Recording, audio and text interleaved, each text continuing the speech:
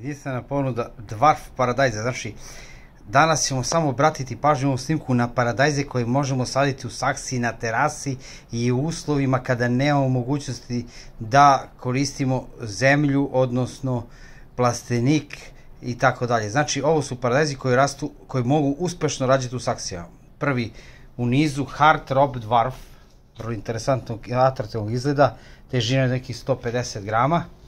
Zatim sledeći Almandin Dwarf paradajz, jajastog oblika, dobar pelat paradajz. Sledeća sorta je Freddy Ty D paradajz, do nekih može bude i 250-300 grama paradajz. Zatim GDS Special Citex, isto Dwarf paradajz.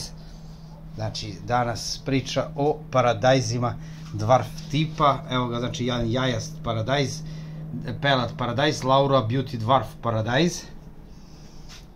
Zatim imamo žuti Teenager Dwarf paradajz, izuzetno krupan, do nekih 150 grama. Crimson Sunset, interesantan paradajz, zeleno-crvene nijanse.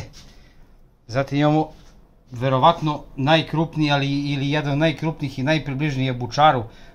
U pitanju je Manogani paradajz. Znači, kao što vidite, ovaj primjerak je nekih skoro pola kilograma.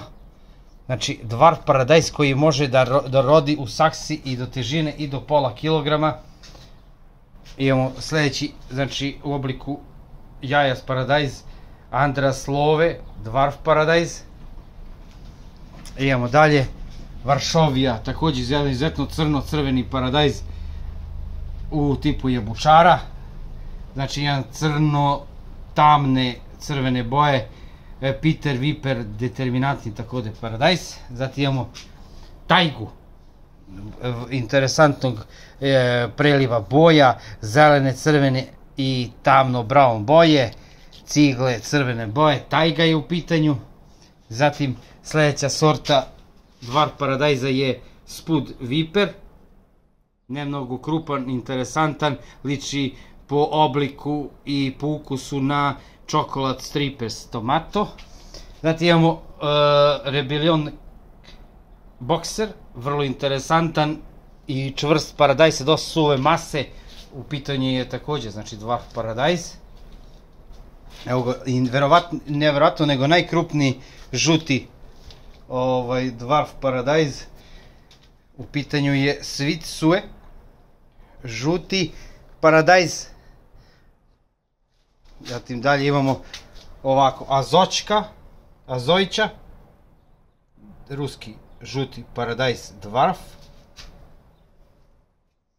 Idemo dalje, Pineapple tomato, znači u preseku crveno žute naranđaste boje, Dwarf paradajz. Zatim imamo Grande Roma bez determinantan paradajz koji takođe može se saditi u saksi. Nije Dwarf, ali nego je determinantni paradajz.